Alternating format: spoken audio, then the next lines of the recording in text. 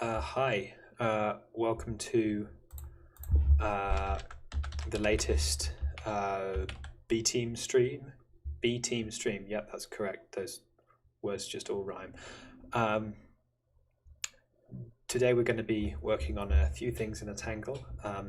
So last time I did this live stream, I was talking about um, our plans for a future version of the tangle that we're going to implement that's going to be even more efficient and even faster, use less memory, and so on.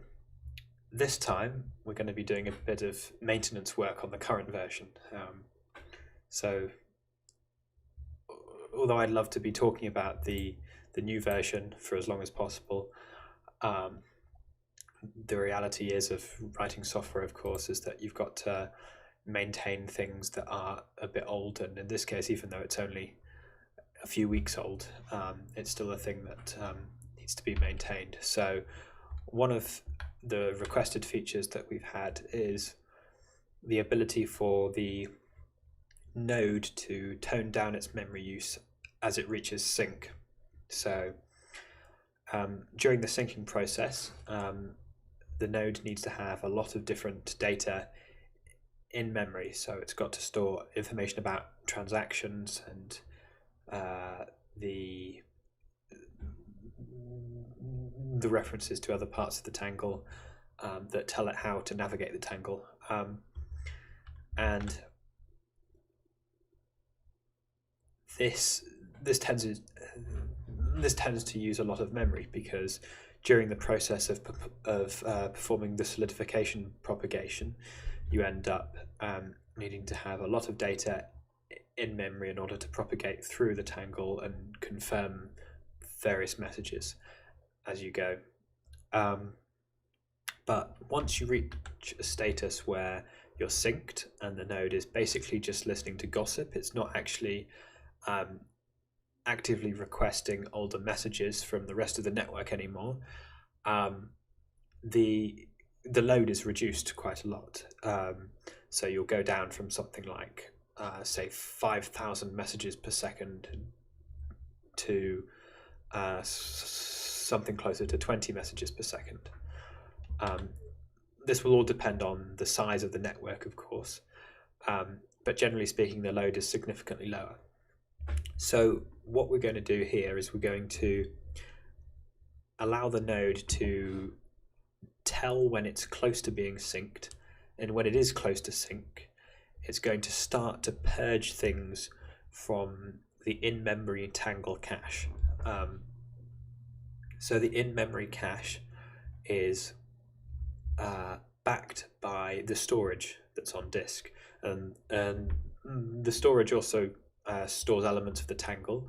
But once we have information about the tangle that we determine is no longer useful to have hanging around in memory, we write it out to the storage and then we get rid of it in memory. And so that means that we don't end up filling up all of the memory of the computer. So the first part to this is a change that I've been meaning to do for a while, and that's making eviction, as it's called, so the process of removing old messages from the cache. We're going to turn it into its own independent task, and the reason for doing this is that with an independent task, you aren't potentially bottlenecking other processes that need to write to the tangle. So this is quite good, because you have certain components in the node that need to be extremely high performance, and these are, for example, the propagator. And the propagator's job is to take various attributes of messages, one of which is the solidification status, and propagate them down in time through the tangle until you can confirm that certain messages are solidified and therefore they're valid and they're able to be built upon. So the process of doing that is going to be to change the code we have right now, which performs eviction at the end of an insertion operation. Excuse me. This isn't really the best place to put it, but it's been here for the time being because it's convenient and it's easier to work with. But of course, it is a potential bottleneck, and it's extra work that we don't want to be doing on a hot path. So that's our first job, to remove that.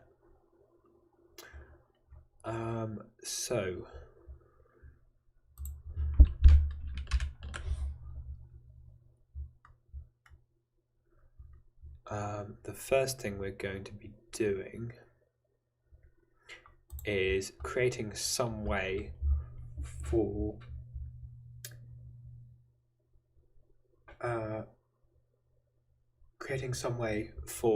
the eviction worker to hear about various events, like insertion, for example, because we don't want to have the eviction worker or rather eviction task constantly running because it takes up a lot of CPU power, and that's going to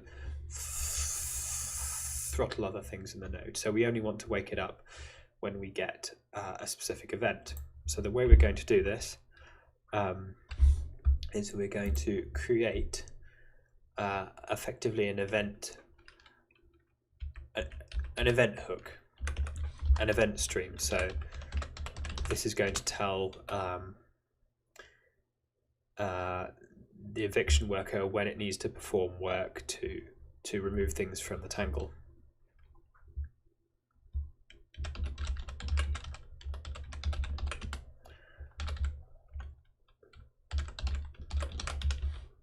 So we're going to do this by using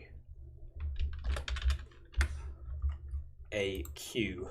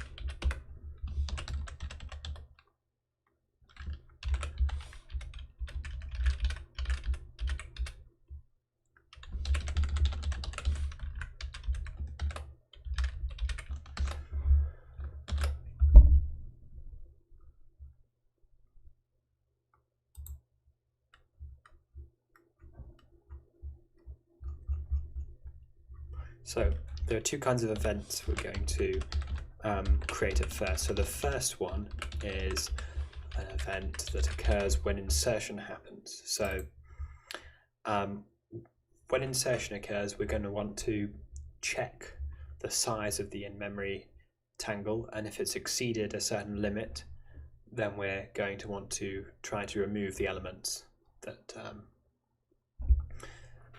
have been least recently used. So this is the strategy we're going to be using for evicting elements from the tangle. This means that messages that are inserted fairly recently aren't going to get immediately evicted, because evicting is a costly process. It takes time to perform the eviction, and it also takes time to read that data back in from storage because it's got to access the disk. So as you might expect, you want to be able to cache it in memory as long as you can, and try to optimize for cases where access to messages is fairly frequent. So we have our event enum that's going to tell us what events have occurred, and then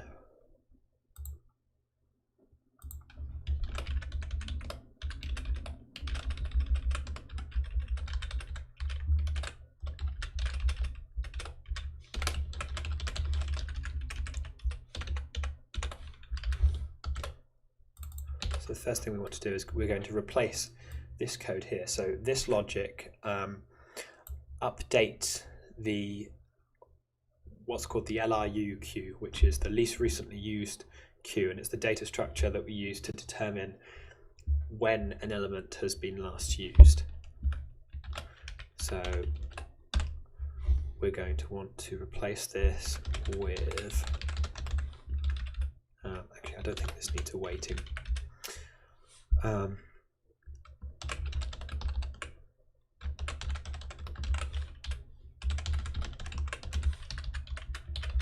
With this.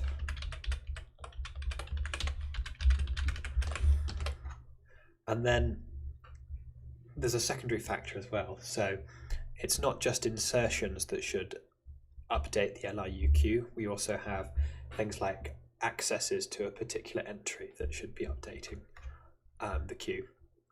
So we're going to do this like so.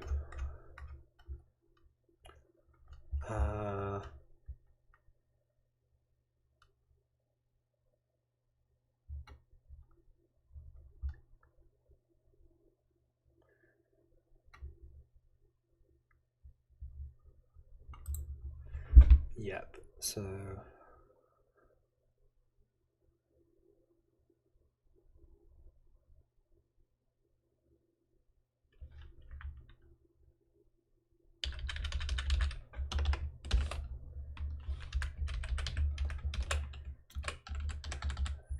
this is the access event. So we don't want to try to perform eviction when an access event occurs, but we will want to update the status of a particular message.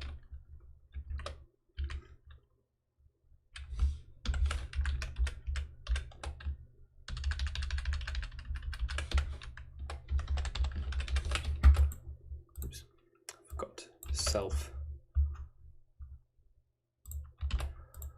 Okay, there are a few other places that we're going to do this, but I'm going to leave that for now. So the first thing I'm going to do is to check that this builds.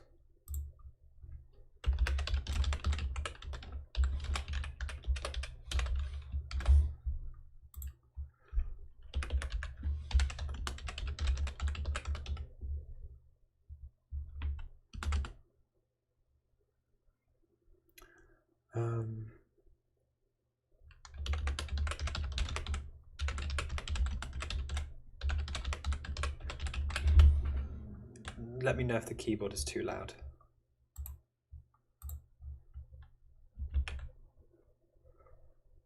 I've tried to minimize the sound it makes, but I'm not sure if my attempt has been entirely successful.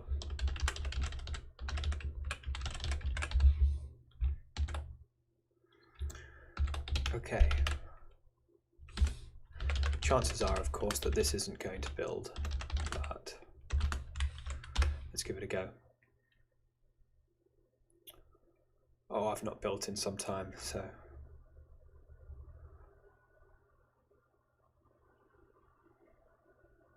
Yeah, I've not built in debug mode in some time, so I'm going to have to compile the same thing. But thankfully, oh no.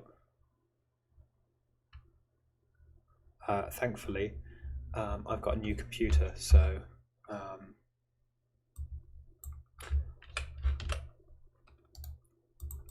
it should build a little bit faster.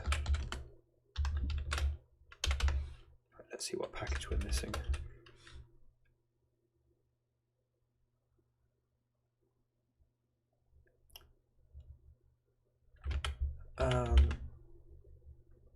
Thibaut or Alex, do you happen to know what package this is that I'm missing?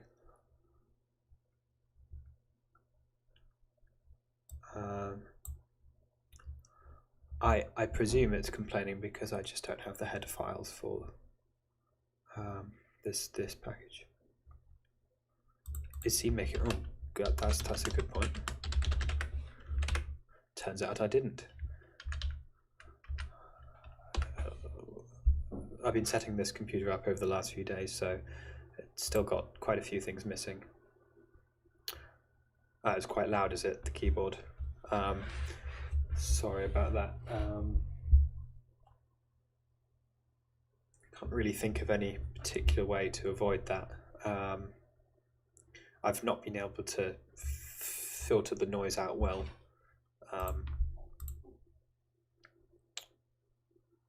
With any sort of software filters that I've found. LVM config. Is that just LVM?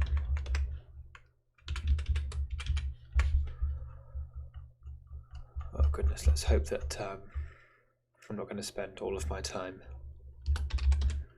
installing packages.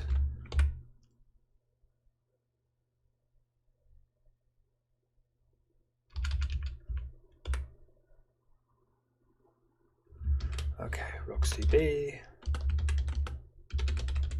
think it's just roxdb, isn't it?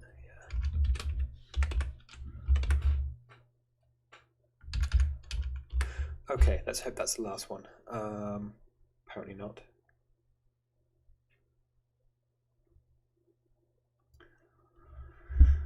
Couldn't find any valid. Oh, libclang.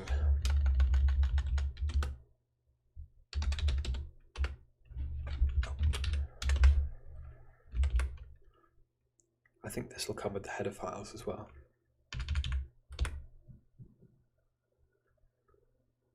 Okay, well that was a little more successful. Now we're on to actual Rust errors with my code. So now I need to look up the documentation because it's been about a week since I've used that, and that's far too long for me to remember.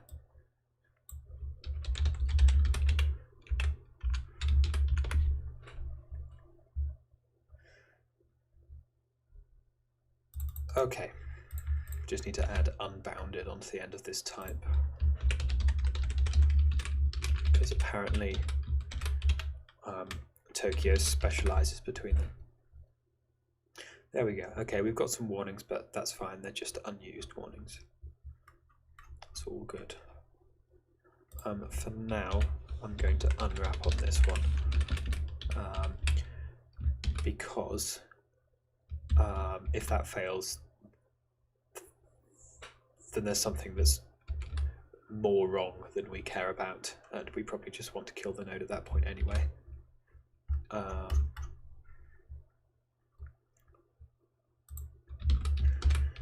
Right. So that builds. So the next thing to do, I want to keep this this file fairly clean, and I don't want it to necessarily depend on the implementation details of a particular async runtime. So one thing I'm going to do is make sure that the eviction task isn't actually spawned within this file. Instead, I'm going to pass it out to the creator of the tangle and get them to run it instead. So this is going to end up being given to the tangle worker. Where's that gone? I'm sure I left it around here somewhere. Has it been moved? Oh, of course it's been moved, hasn't it? Yeah. It's actually in the tangle crate now. Okay, so where are we? Here we go. So this is where we create an instance of MS Tangle, which is sort of a specialization on top of the standard Tangle. And here is where we create the Tangle instance itself. So this instead is going to look like this.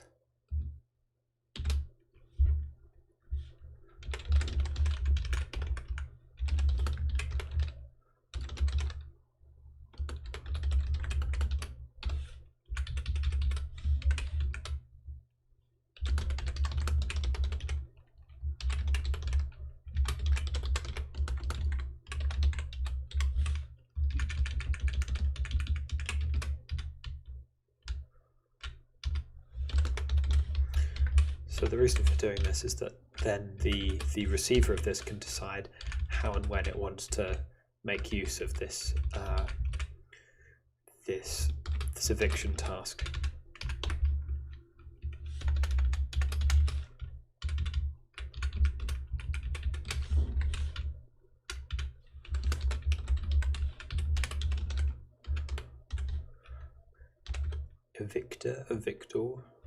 Evictor is correct. Yeah.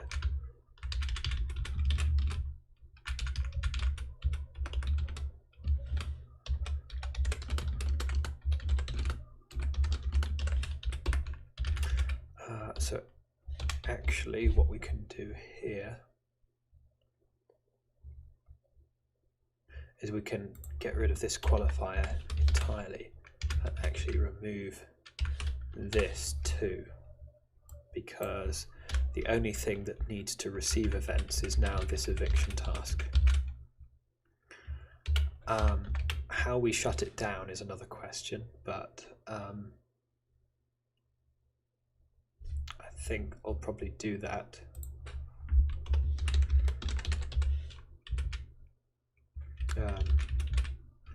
Yeah, with a shutdown event.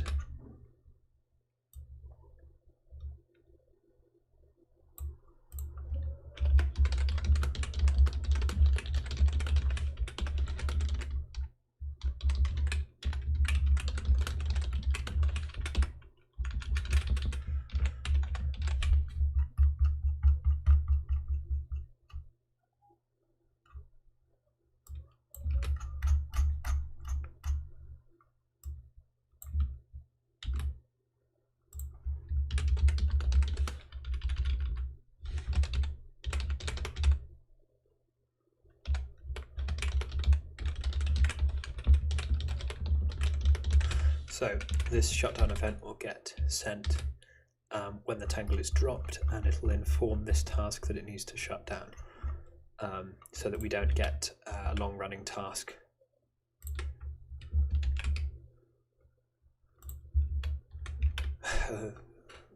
The keyboard's almost like music.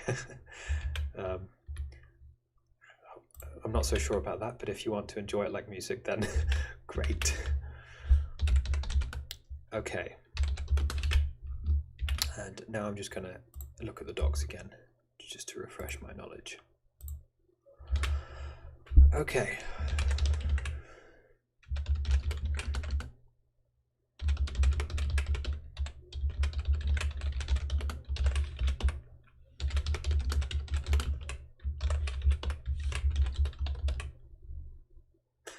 Actually, I don't need a shutdown event at all, because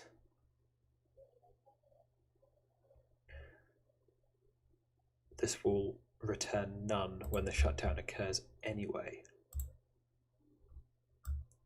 Yeah, no need for an event, it's automatically handled by the queue, or rather the channel. So our two events that we need to match upon are access and insert.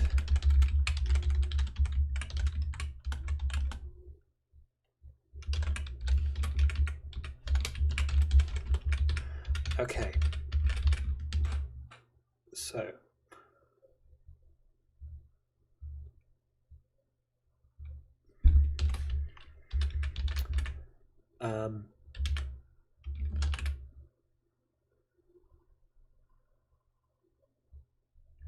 well, the editor I'm using isn't my own editor, although I have written my own editor which sort of behaves like this, but it's not quite good enough yet for me to start using it. But the editor, it's called Howl. It's really niche, and for most people it's probably not the best choice. I like it because it has keyboard shortcuts that I really enjoy, but it's got no support for like auto completion or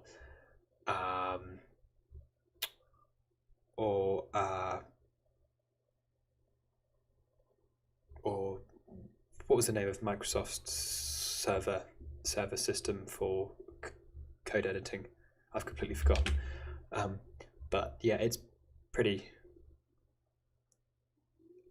average, to be honest. Syntax highlighting is one of the most advanced features it has. So anyway, when we perform an access or an insertion, we're going to want to, well, let's go for access first because it's the easiest one to do. So we're going to create ourselves an LRU data structure, just like we do already, but we're going to be getting rid of this one in a moment.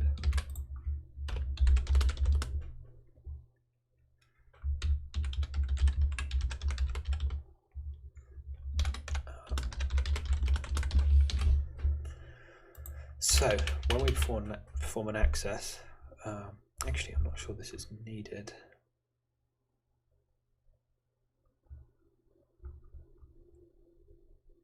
Yeah, I remember I had a discussion with Thibaut and we came to the conclusion that it wasn't needed.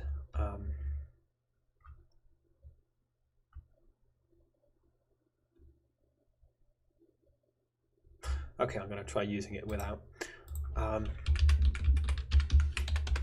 So basically what we're going to want to do is we're going to want to update the priority of the message in question. I'm actually going to go look up the docs because I just deleted the code that did that previously and I didn't take note of it.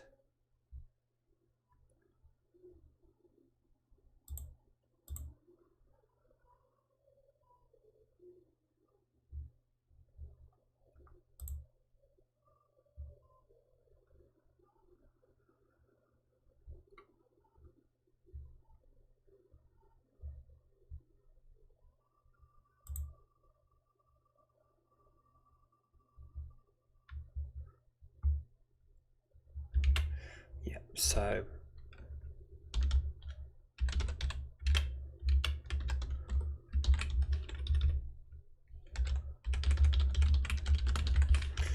this is all we need to do. Just need to insert an entry, and in the case of an access, we'll probably have the entry already in the LRU queue, in which case this will just update it. For insert, we do the same thing, but we also take this opportunity to potentially perform an eviction. So at this point, excuse me, I'm going to need a reference to all of the data structures here. So I'm probably going to need to return an arc.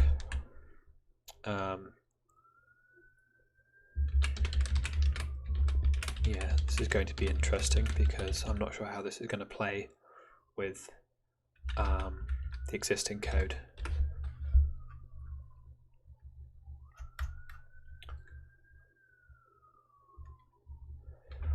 Okay. It'll probably be fine.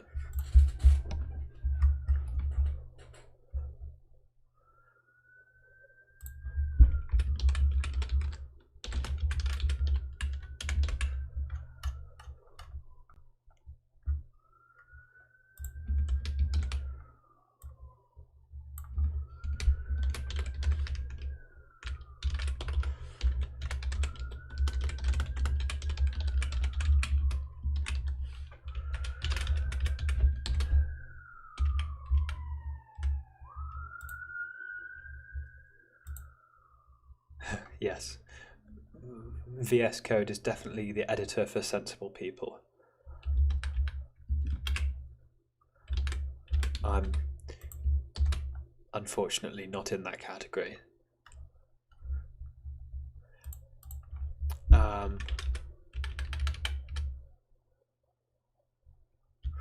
Right, so we need to take a clone of the self reference.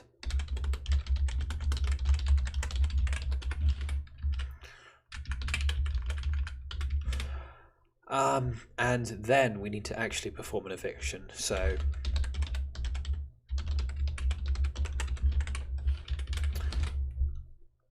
I'm going to move. So I would normally perform this call, but this call is using the data structures that are members of the tangle already. So I'm going to change that out in a second, but first I want to just comment out these because we're no longer going to need them. And then we're going to take the logic contained within perform eviction and pretty much just copy and paste it over.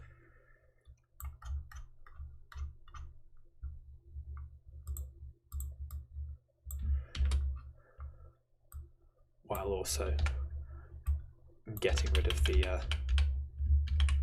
strangeness. So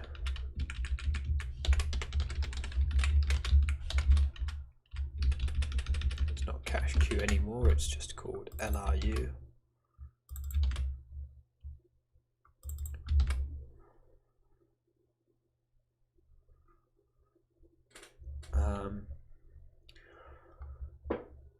Right.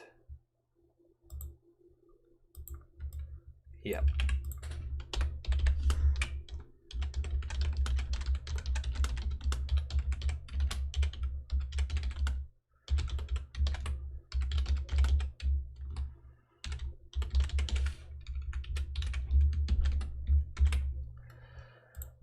So I think this is broadly correct. Let's see if it builds. The answer inevitably will be no, it won't. Okay, well, that's a fairly obvious thing to fix. We just need to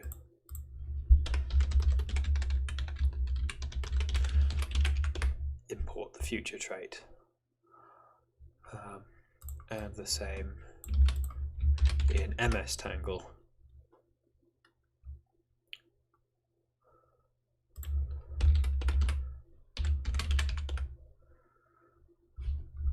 Okay, now we're on to the real meat and bones errors.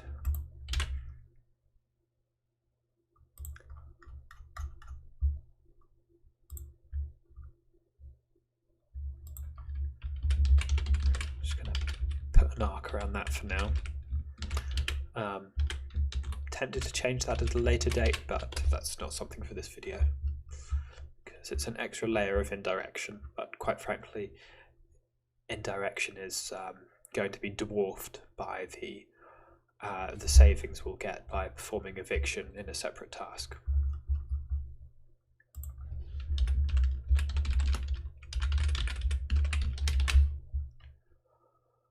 Okay.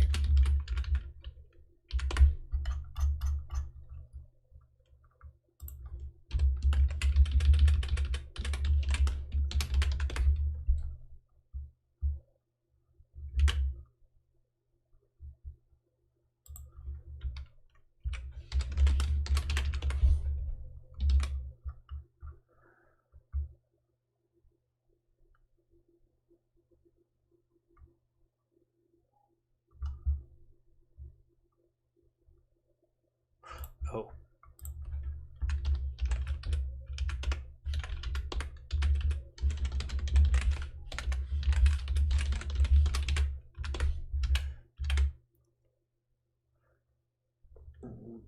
Writing Rust is largely just a process of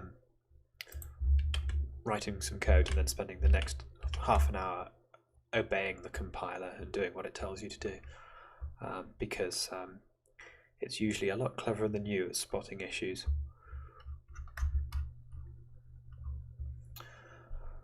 Okay, right, yep, so this no longer exists. It's being handled by this insertion event, so we can get rid of this. That's nice. It also means we can get rid of this, because this is just unnecessary code now. 380, what are we doing there?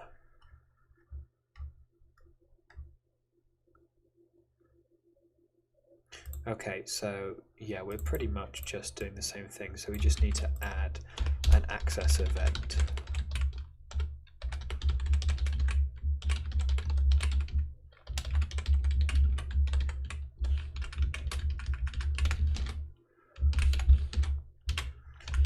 So that's basically the same thing. This is just another way we can access various properties of a particular message.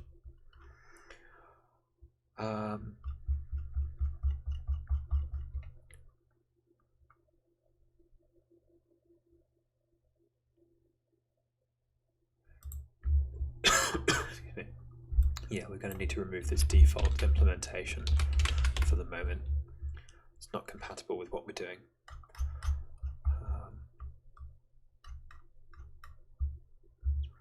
And this for the moment also.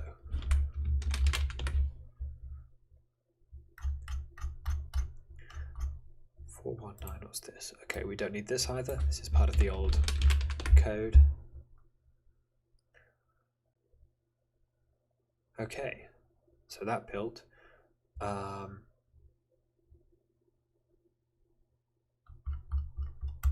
question, why did it build?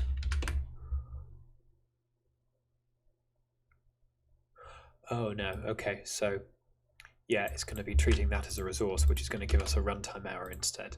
So what I'm going to do is take the task that we returned, our asynchronous task that's going to be automatically performing eviction, and I'm going to place it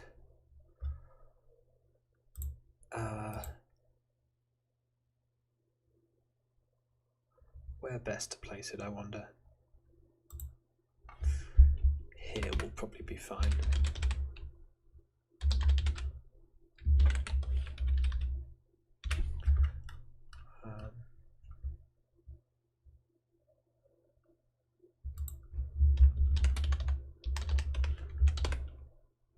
Need to briefly check something.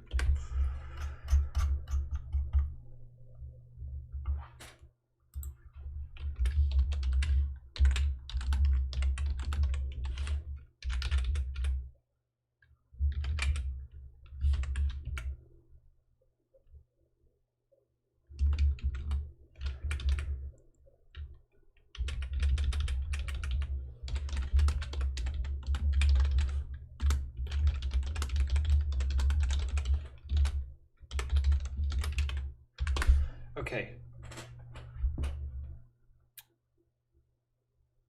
Okay, I'll just use self in this case. Slef. That's an interesting spelling.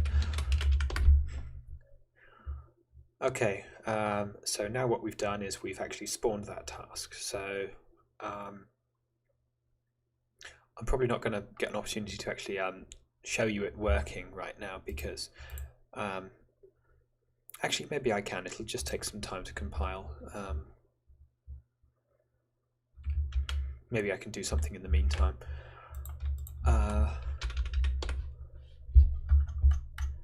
So for now, I'm just going to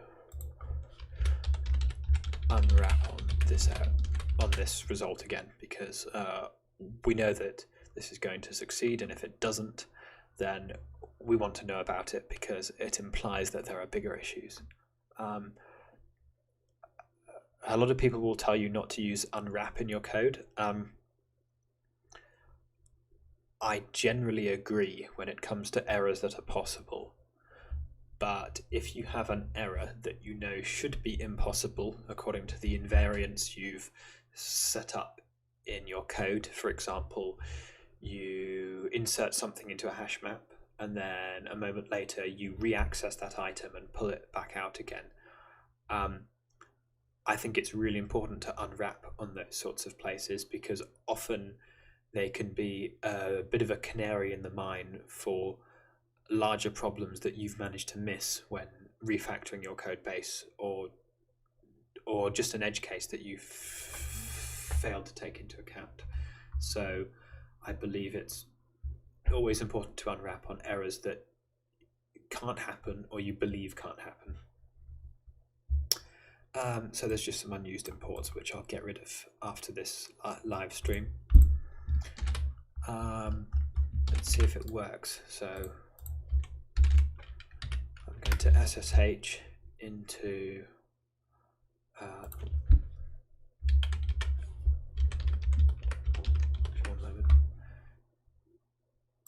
Thibaut, am I allowed to be revealing IP addresses? Is this one you want hidden? Okay, cool. I will SSH into this in a window that isn't visible from OBS.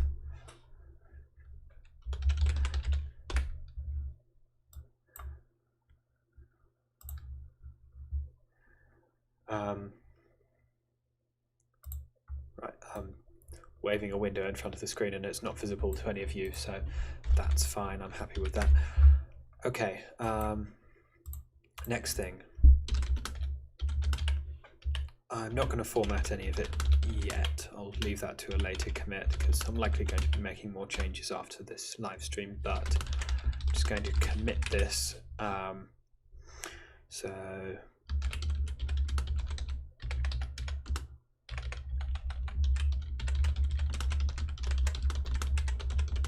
note that I've not actually yet gotten to the meat and bones of what I actually wanted to implement in this live stream because I was busy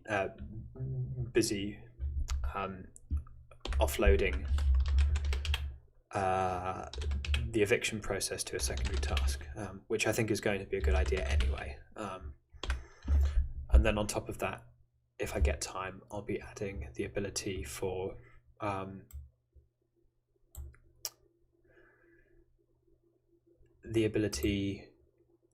to make the cache size change dynamically according to the sync status. So I'm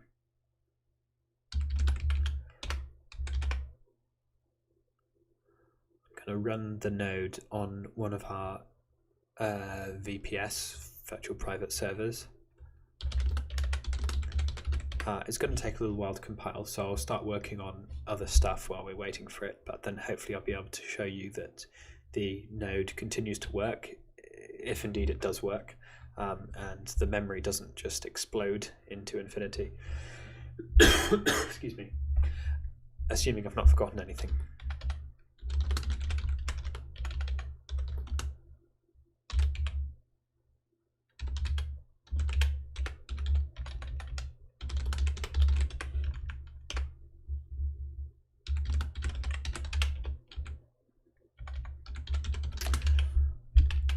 Thibaut, has the testnet changed or is it still 4?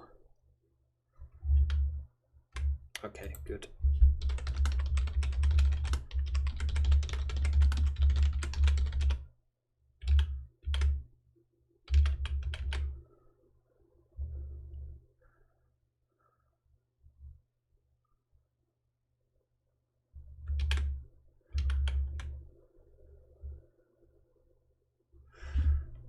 Okay, that branch is now building on the VPS, so for now I'm going to get back to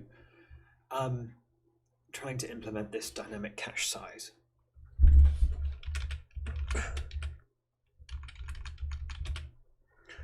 So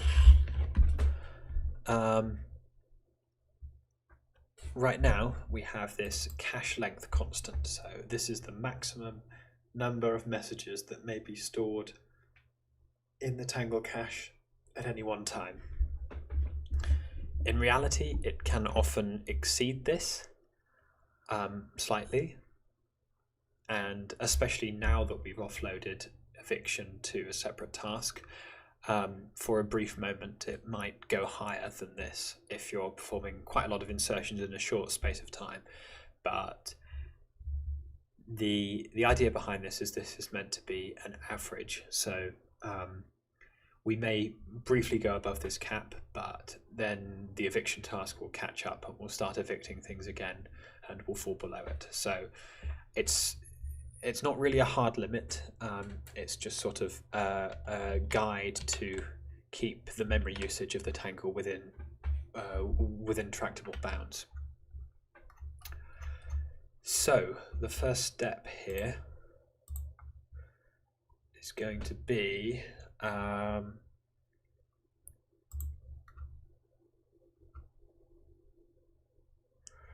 changing this.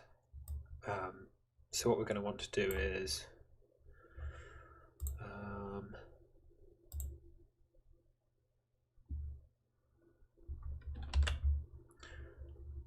put this cap up really high first of all.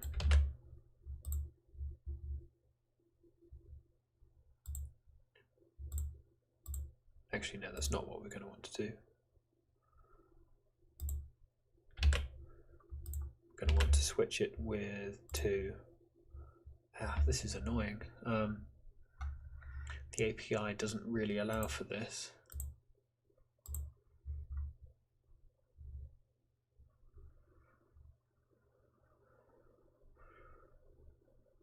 This is a poor API. That's quite annoying. So I can't both make the LRU cache unbounded and also give it a custom hasher. Great. Is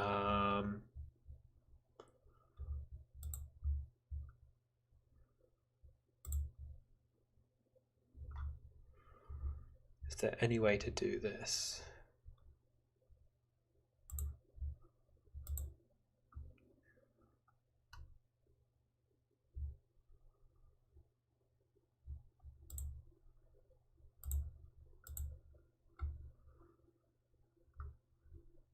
Okay, so it looks like, looking at the implementation of the LRU data structure, it looks like it literally just uses the maximum size for an unbounded cache, which is bizarre and strange, but let's give it a go.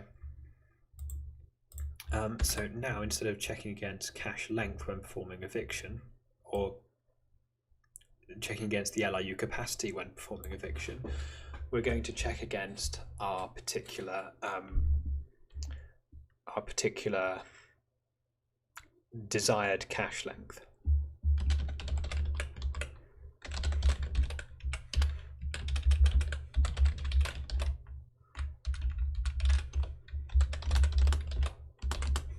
Then we're going to set the default to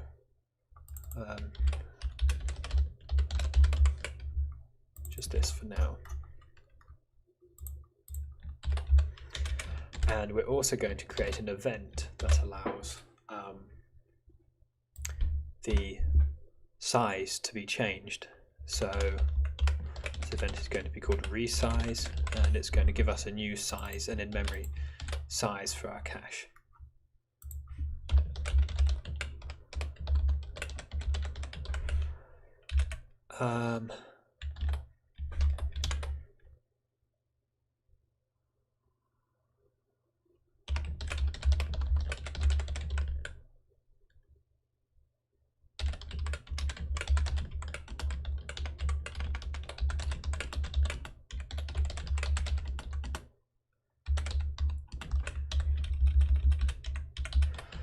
To simplify this logic a bit,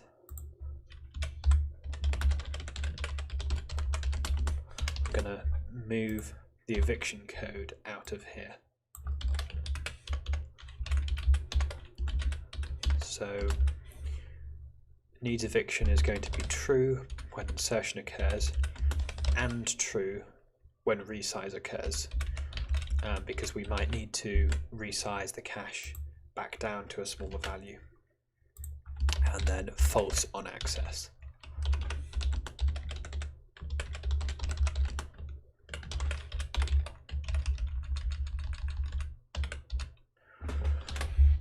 Okay, I think this should work okay. Let's see if it builds again.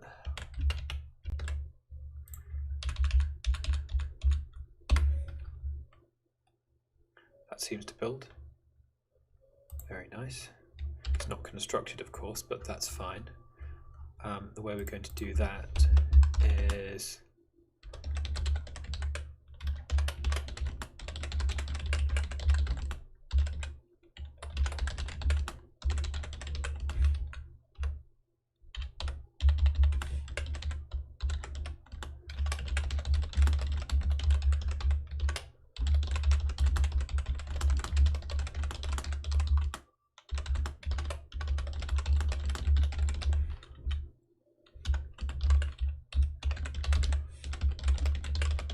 so all we need to do now to update the size of the tangle is to send a resize event to the worker, or to the eviction task. Then unwrap on that, of course. Okay. Let's hope this builds as well. Nice, it does. Okay. I'm just going to remove these annoying warnings, because nobody wants warnings, right?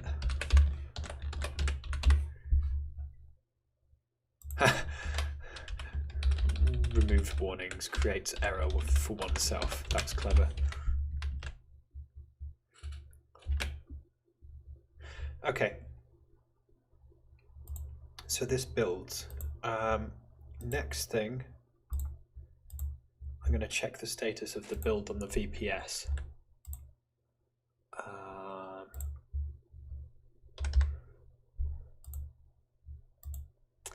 I'm wondering, can I...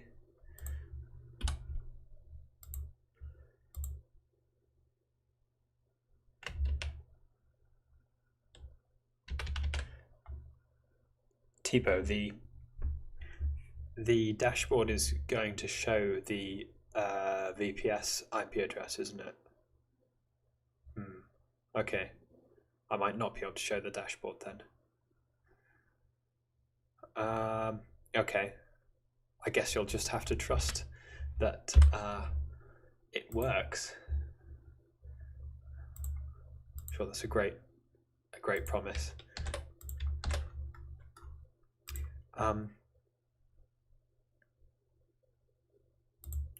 So the next thing to do is to make the tangle actually perform a resize when syncing starts to approach.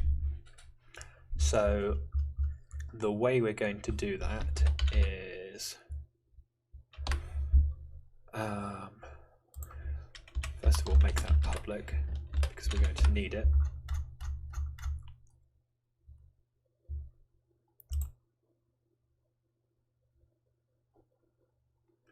Yeah, so this is the function that gets called when we manage to solidify a new milestone. And so we can work out how much we're synced, or how close we are to sync.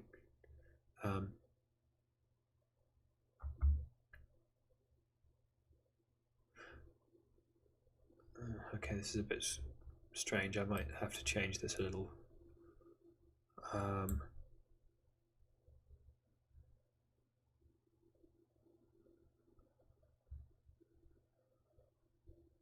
This is synced threshold. Can I change it to just get sync threshold?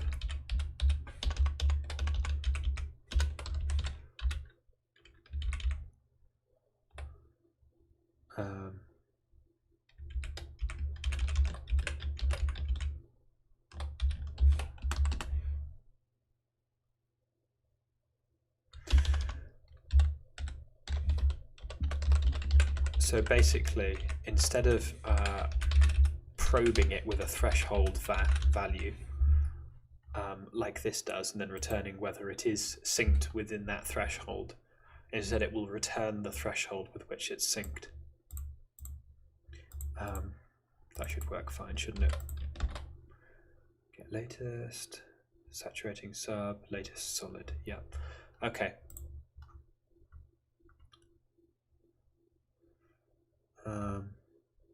I prefer to do this not here, because this is a value, or rather a function, that might be called relatively frequently, but hopefully not frequently enough for this to matter.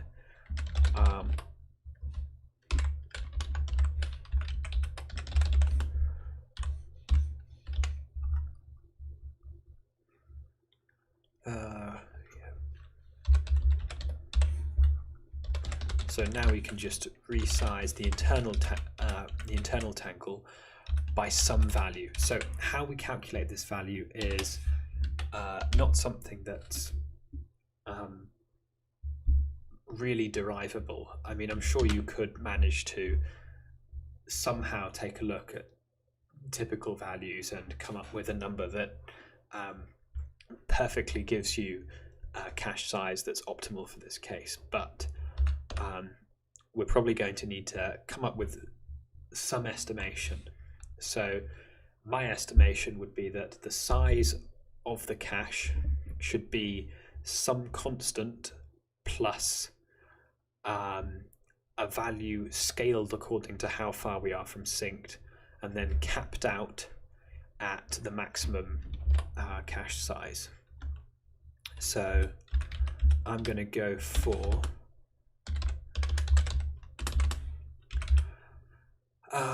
a constant. Let's see. Let's go for 1,000 entries as the minimum.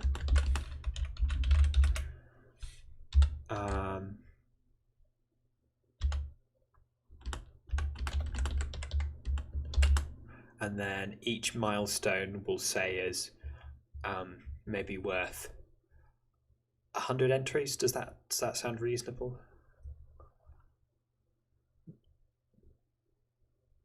Yeah. Okay. 250, 500. 500. Okay.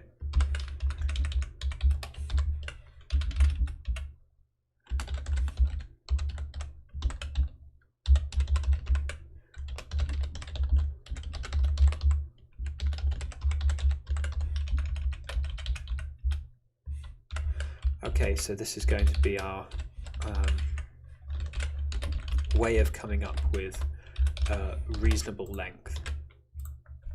So this is at least 1,000 entries plus the distance in milestones from us being synced. So if we're 10 milestones behind, then this will be 10 times 500, so the approximate number of messages per milestone, and then capped out at the default cache length, so we don't end up with absurd tangle capacities if we're very far behind. I think this makes sense.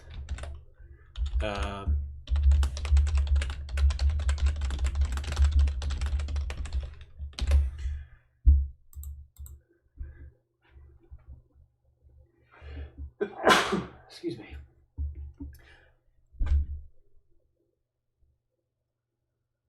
Yes. Yeah. For now, I'll just keep it as this, because I think in practice this is probably going to give us reasonable results.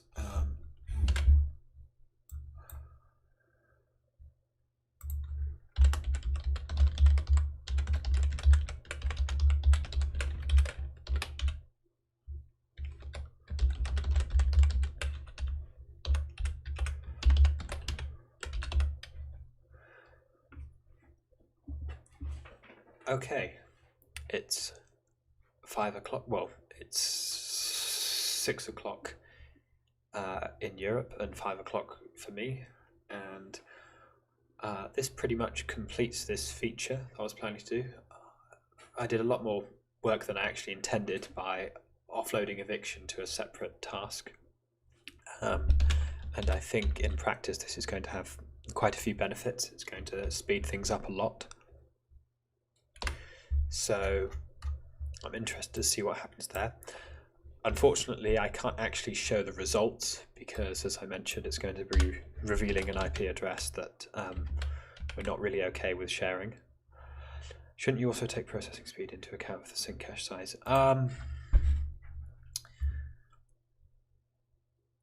That's an interesting question. Processing speed. I don't think so, because ultimately the thing you care about is having enough slots, as it were, in the cache to contain all of the messages that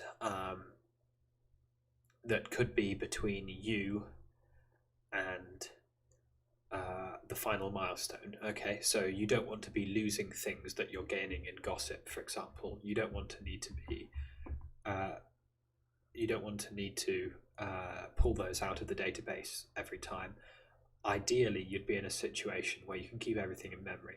Of course, that's not actually possible, because if you're extremely far behind, then the number of messages between you and full sync might actually be greater than what you can fit in your RAM.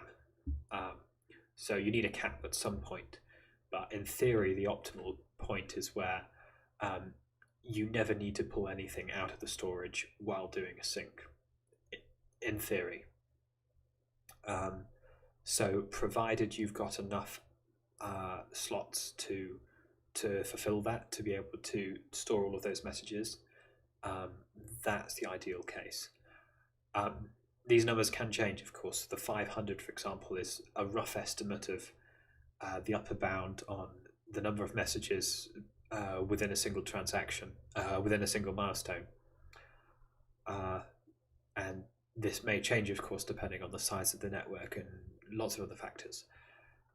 So it is something that should probably be a configuration variable, or even something that's derived based on various aspects of the tangle. So yeah, so that's the justification, at least in my head, for why speed necessarily isn't a factor to be considered in this case. Okay, it's 3 minutes past, so it's probably time to end the stream. I hope it was an interesting stream. I think it was, I guess, more interesting to see a single feature go from basically nothing to completion. I'm actually pretty happy with the implementation of this. I didn't think it was going to go quite so cleanly, actually. This feels like relatively clean code. There's not very much of it, and it seems to do its job well. Now I've just got to test it. If anyone's got some last minute questions, then throw them in the chat. But yeah, I'll be ending the stream in about a minute or two if there are no questions.